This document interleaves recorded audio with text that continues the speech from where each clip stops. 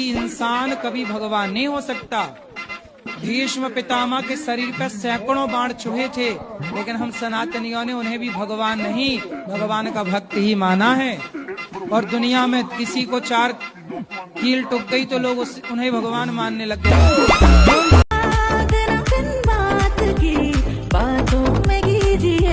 आज की रात मजा हुस्न का आंखों से लीजिए। बेगम आज दाल गोश्त बना लें आप। जी मुझे दाल गोश्त बनाना नहीं आता है। क्या आप तो बना लेती हैं ना दाल गोश्त? जी बना लेती हूँ। और कोरमा? नहीं बना पाती। नहीं बना पाती?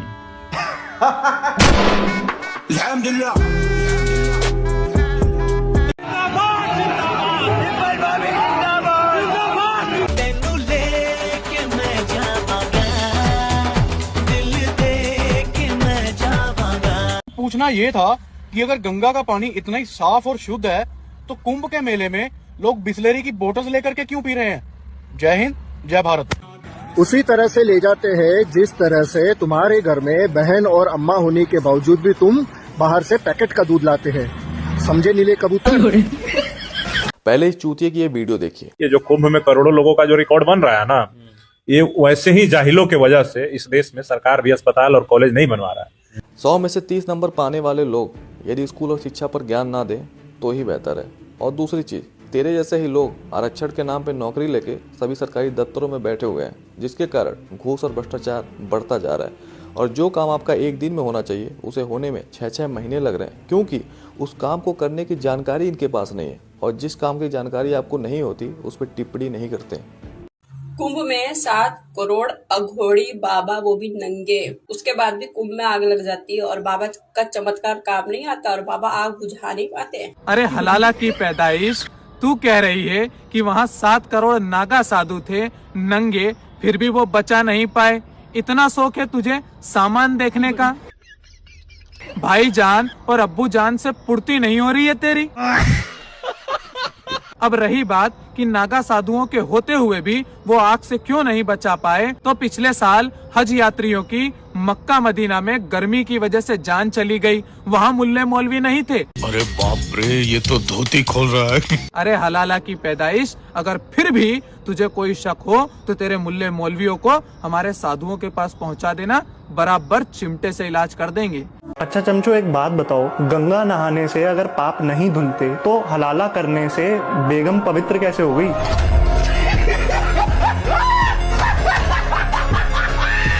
मुगलों के टाइम पर भारत को गोल्डन बर्ड कहा जाता था, तभी तो अंग्रेज इंडिया में आते थे भारत को लूटने के लिए। फिर भी अनभक्त कहते हैं कि मुगलों ने देश को लूट लिया। भैया सबसे अमीर था उस टाइम पर भारत, जिस टाइम मुगल थे इंडिया के अंदर।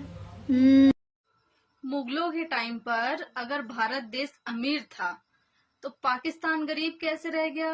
हलाला वाली दीदी मुझे बताएंगे क्या आप? ये लड़की सोशल मीडिया पर जाकर तो अश्लीलता फैला ही रही थी, लेकिन जब ये महाकुंभ में गई तो वहाँ पर भी अश्लीलता फैलाने लगी। आप इसका पहले ये वीडियो देखिए।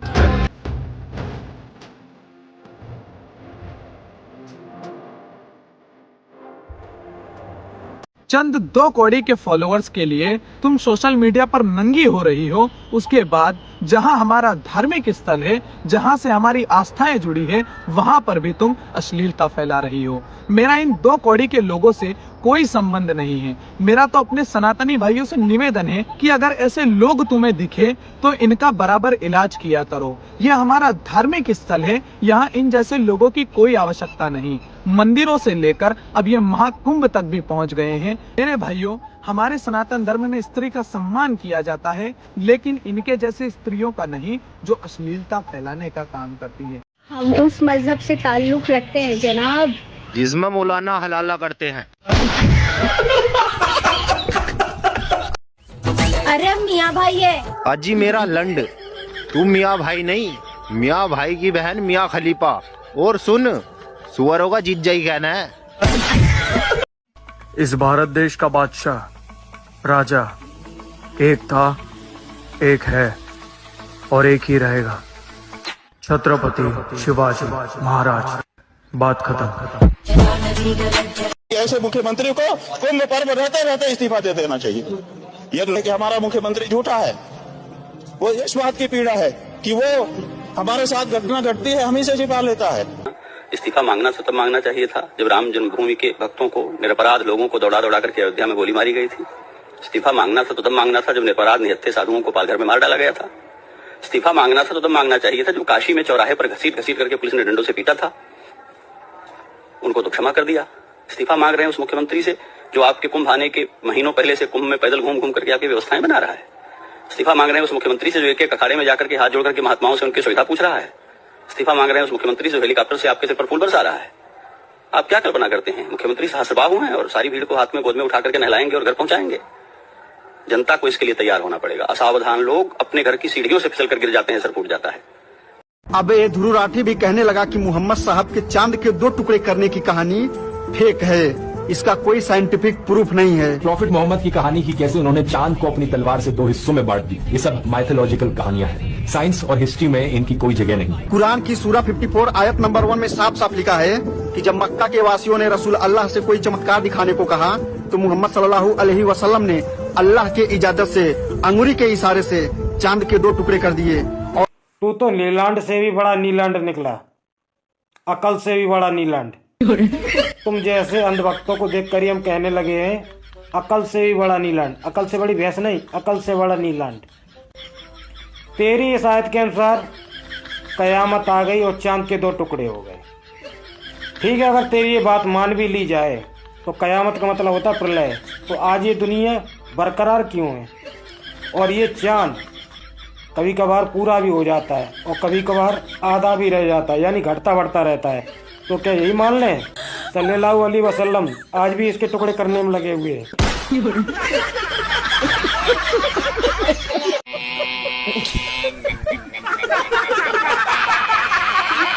ये लड़की याद है जो गटर की तरफ अपना मुंह खोलते रहती है हमेशा हिंदू देवी देवताओं का अपमान करने के लिए। कह रही थी कि महाकुंभ में लैट्रिन का पानी आ रहा है, इसके मुंह में ही लैट्रिन का पानी घुसा हुआ है। जब भी ये मुंह खोलती है लैट्रिन का पानी टुप टुप टपकने लगता है। शायद इसका नाम निर्देश सिंह, अरेस्ट कर लिया गया है मुरादाबाद पुलिस द्वारा इसको। अब इसके मुंह में और लैट्रिन का पानी ठूसा जाएगा। अरे काहे बकती है रे, बालतू वालतू है। बहन बहन बोला है, उसके आगे का शब्द नहीं बोला है।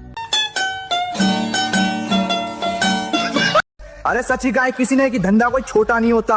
देखो चाय वाले ने कहां से शुरुआत की थी और आज पूरा देश बेच रहा है। कुछ गटर छाप तब नहीं बोलेंगे जब बाबा साहब अम्बेडकर को उनके मंत्री पद से इस्तीफा देने पर मजबूर किया था। ये वही लोग हैं जिन्होंने 70 साल से कांग्रेस की सिर्फ टट्टी खाई है और उंगली उठा रहे हैं एक चाय बेचने वाले पर। किसने खरीदा देश लिस्ट भी बता देता, लेकिन नहीं, हमको खाली बकचोदी करनी है। सीताराम। पहले तो 1 हफ्ते तक मैं अपने हस्बैंड से लड़ती रही कि मुझे मेरे मायके जाना है, मायके जाना है, मायके जाना है, मुझे याद आ रही है। और जब वो मायके में छोड़कर चले गए तो अब हस्बैंड की याद आ रही है। हाँ, अब तो हस्बैंड की याद आएगी। अब्बू ने कुछ ज्यादा ही दुखी कर दिया। कुछ अनभक्त बोलते कि अब्दुल सिर्फ पंचर ही बना सकता है। अपनी अम्मी, अपनी बहन, अपनी खाला सब छूटता था। अब्दुल सिर्फ पंचर नहीं बनाता, ठीक है। जय श्री राम। भैया जी आप तो आप कभी दिल्ली की डेवलपमेंट को लेकर सीरियस हो पाते हो? सीरियस? हाँ, मैं वैसे कोशिश करता हूँ बड़ी, पर लोग नहीं लेते मेरे को ऐसे।